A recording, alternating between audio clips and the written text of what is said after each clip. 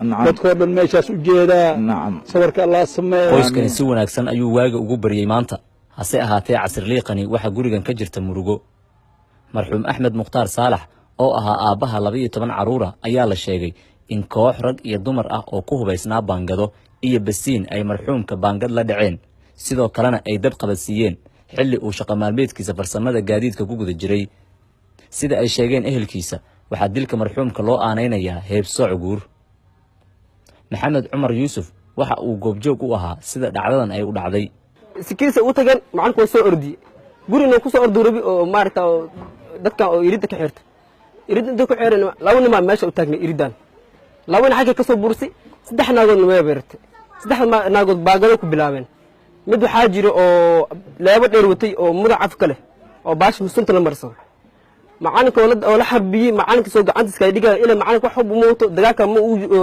ma ogeynba ku talgal ma u ahan marka ninka waxa arkay asagoo inta ka geli mid asay oo la socday basiino watay caawa uu jiri basiinka ku shab ku sii naag oo la socotay ku daartay xaasaskiisa oo la kala yiraahdo Saciida Aways Cabdulle iyo Farxiye Axmed Qaasim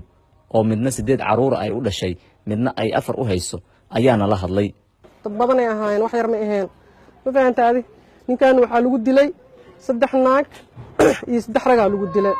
laakiin naagad waxa dhib ka geystay 5 qof waaye ilmo ka tagay dad oo ka tagay ehelo ka tagay walaalo ka tagay ifkan laba xaasa u joogto marxuumka la dilay ee halkan lagu gubay sida la sheegay ayaa waxa uu aabo u ahaa oo kurinayay ilaa iyo 12 caruur ah waxaana kooxda weerarka ku soo qaaday sida la sheegay ay diris la ahaayeen marxuumkan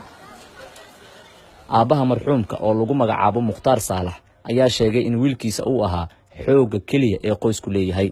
alxamdulillah adan bas gacanta ku hayay xoogoodaas ahay kaasoo kalena ma dhalanaya ninkan la dilay ayaa adeer u ah wiil dhalinyaro ah oo guursaday gabar aysan isku heeb ahayn Munassar Maxamed Dalsan TV